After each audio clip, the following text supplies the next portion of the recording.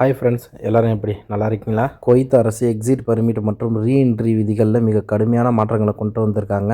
அதனால் குவைத்தில் வேலை செய்யக்கூடிய நம்ம ஆளுங்க இல்லை ஊருக்கு நீங்கள் லீவுக்கு போகணும்னு சொல்லிட்டு நினைக்கிறீங்களா? அப்படி இல்லைன்னா மறுபடியும் குவைத்துக்கு வரணும்னு சொல்லிட்டு ஏதாவது திட்டமிட்டுருக்கீங்களா? அப்போ இந்த வீடியோ உங்களுக்கானது தான். வீடியோவை ஸ்கிப் பண்ணாமல் கடைசி வரைக்கும் முழுசாக பாருங்கள். அப்போ தான் நம்ம சொல்கிற தகவல்கள் முழுமையாக உங்களுக்கு புரியும். அதனால் இடையில ஸ்கிப் பண்ணிடாதீங்க. இப்போ வாங்க குவைத்தோட மிக முக்கியமான தகவல்களை பார்க்கலாம்.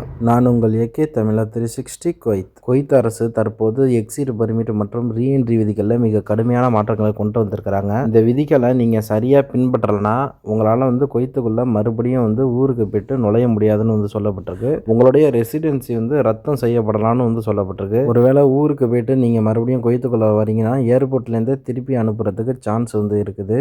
அதனால் குவைத் அரசு இந்த புதிய சட்டங்களை கொண்டு வந்ததற்கான காரணங்களை நாம் பார்த்துருவோம். இப்போ கடந்த சில வருடங்களாக பலர் எக்ஸிட் பர்மிட் எடுக்காமலேயே வெளியே போயிருக்கிறாங்க.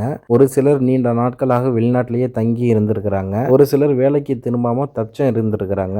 ஒரு சிலர் பார்த்தீங்கன்னா சட்டவிரோதமாக திரும்பவும் நாட்டுக்குள்ளே என்ட்ரி ஆகிறதுக்கு முயற்சி செஞ்சுருக்காங்கன்னு சொல்லப்பட்டிருக்கு. இதனால தான் குவைத்தோட இமிகிரேஷன் சிஸ்டம் தற்போது கடுமையாக்கப்பட்டிருக்குது. அதன் விளைவாக பார்த்தீங்கன்னா எக்ஸிட் பர்மிட் கட்டாயம்னு சொல்லியிருக்கிறாங்க. அது மாதிரி பார்த்தீங்கன்னா வெளிநாட்டில் தங்குவதற்கான அதிகபட்ச காலத்துக்கு கட்டுப்பாடு கொண்டு வந்திருக்கிறாங்க.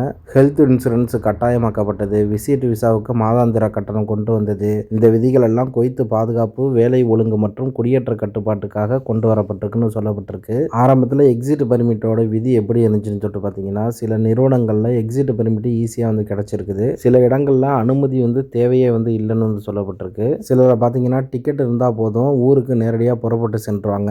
பலர் என்ன பண்ணியிருக்காங்கன்னா 5லேருந்து 6 மாதங்கள் கூட குவைத்திலேயே இருந்து வெளியில் தங்கி வேலையும் பார்த்துருக்குறாங்க. இதனால் அவங்களுடைய வேலை பாதிக்கிறது மட்டும் இல்லாமல் சட்ட விதிமீறல்களும் அதிகமாக செஞ்சிருக்கிறதாகவும் சொல்லப்பட்டிருக்கு. இது போன்ற காரணங்களால் குவைத் அரசு புதிய சட்டத்தை கொண்டு வந்ததோடு மட்டுமல்லாமல் எக்ஸிட் பர்மிட் கட்டாயம்னு சொல்லியிருக்கிறாங்க. சப்போஸ் நீங்கள் குவைத்தை விட்டு வெளியில் போகிறீங்க அப்படின்னா எம்ப்ளாயர் அப்ரூவல் கட்டாயமாக வாங்கிட்டு போயிடுங்க.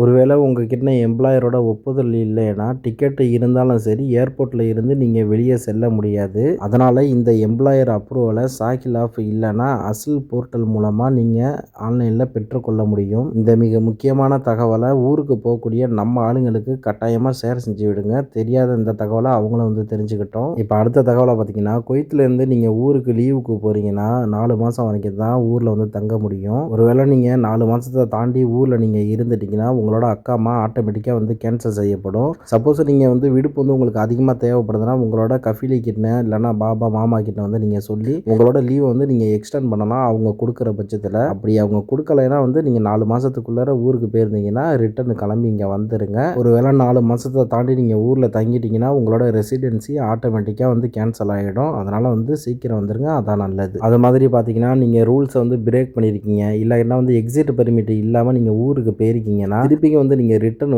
இங்கே வரும்போது ஏர்போர்ட்டில் என்ட்ரி ஆக முடியாது. ஒருவேளை நம்ம ஊர் ஏர்போர்ட்லேருந்து நீங்கள் அனுமதி வாங்கிட்டு இங்கே குவைத் ஏர்போர்ட்டில் நீங்கள் இறங்கிட்டீங்கன்னா அடுத்த ஃப்ளைட்லேயே உங்களை நாடு கடத்திடுவாங்க. அதனால் ஊருக்கு போகிறதுக்கு முன்னாடி இங்கே உள்ள ரூல்ஸ் அண்ட் ரெகுலேஷன் என்ன எப்படி இருக்குது, ஊருக்கு போகிறதுக்கு முன்னாடி என்னென்ன இதெல்லாம் நம்ம செய்யணும் அப்படிங்கிறத கரெக்டாக தெரிஞ்சுக்கிட்டு செஞ்சுட்டு அது மாதிரி கரெக்டாக போங்க. அப்போ தான் நம்ம ரீஎன்ட்ரியும் ஆக முடியும். தெரியாத இந்த தகவலை எல்லாத்துக்கும் கட்டாயமாக ஷேர் செஞ்சு விட்டுருங்க. அது மாதிரி பார்த்தீங்கன்னா குவைத்தில் இருக்கக்கூடிய ரெசிடென்சி ஹோல்டர்ஸு, விசிட் விசா வச்சுருக்கிறவங்க, ஃபேமிலி விசாவில் இருக்கிறவங்க, டூரிஸ்ட் விசாவில், ஒர்க் விசாவில் இருக்கக்கூடிய நபர்கள் கட்டாயமாக ஹெல்த் இன்சூரன்ஸை கையில் வச்சுக்கோங்க. ஹெல்த் இன்சூரன்ஸ் இல்லாமல் சப்போஸ் நீங்கள் ஊருக்கு போயிட்டு வரீங்கன்னா உங்களுக்கு ஃபைன் விதிக்கிறது மட்டும் இல்லாமல் ஒருவேளை உங்களை ஊருக்கு திருப்பி அனுப்புறதுக்கு சான்சஸும் அதிகமாக இருக்குது. அதனால் நீங்கள் சப்போஸ் ஊருக்கு போகிறதுக்கு முன்னாடி ஹெல்த் இன்சூரன்ஸ் இருந்துச்சுன்னா அதை கையில் மறக்காமல் பிரிண்ட் எடுத்து வச்சுக்கோங்க. அதோட வேலிடிட்டியை செக் பண்ணிங்க, அதான் நல்லது. இப்போ கடைசியான தகவலை பார்த்தீங்கன்னா விசிட் விசாவுக்கான புதிய கட்டணங்களை குவைத் அரசு தற்போது கொண்டு வந்திருக்கிறாங்க.